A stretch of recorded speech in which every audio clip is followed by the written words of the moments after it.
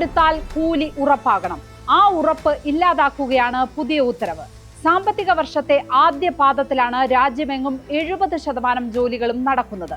കേരളത്തിലൊക്കെ 75% ആദ്യ പാദത്തിൽ കഴിയും.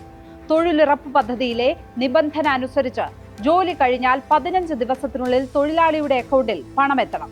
അതുകൊണ്ട് ആദ്യ പാദത്തിൽ പണിയെടുപ്പിച്ച് രണ്ടാം പാദത്തിൽ പണം കൊടുക്കാം എന്നത് നിയമവിരുദ്ധമാണ്. പക്ഷേ കേന്ദ്ര സർക്കാർ നേരത്തെ തന്നെ ചെയ്തുകൊണ്ടിരിക്കുന്നത് ആ നിയമലംഘനമാണ്. ഈ വർഷത്തെ കണക്കെടുക്കുക. ബജറ്റിൽ നീക്കിവെച്ചിരിക്കുന്നത് 86,000 കോടി രൂപയാണ്. പക്ഷേ കഴിഞ്ഞ വർഷം കൊടുത്തു തീർക്കാത്ത 21,000 കോടി രൂപയുണ്ട്.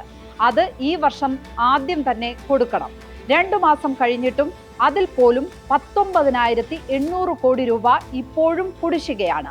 ഇതിനൊപ്പം ഈ വർഷം ഇതുവരെ എടുത്ത ജോലിയുടെ തുക കൂടി കൂട്ടിയാൽ 50% മുകളിലെത്തും. ഫലത്തിൽ സെപ്റ്റംബർ വരെയുള്ള കാലത്ത് ഇനി നാമമാത്ര തൊഴിലേ നടക്കുകയുള്ളൂ. ഏറ്റവും കൂടുതൽ പണി നടക്കേണ്ട സമയമാണ് കാലവർഷം. ഇതോടനുബന്ധിച്ചാണ് തൊഴിലുറപ്പിലെ നല്ലൊരു പങ്കു ജോലിയും നടക്കുന്നത്. ആ സമയത്ത് ഈ നിയന്ത്രണം കൊണ്ടുവന്നത് തന്നെ പദ്ധതി മരവിപ്പിക്കാനാണ് എന്നാണ് ആരോപണം. പണിയെടുപ്പിച്ചാൽ തന്നെ കൂലി കിട്ടുന്നത് ഏത് കാലത്തായിരിക്കും എന്ന് ഒരു ഉറപ്പുമില്ലാതായി മാറുകയാണിപ്പോൾ.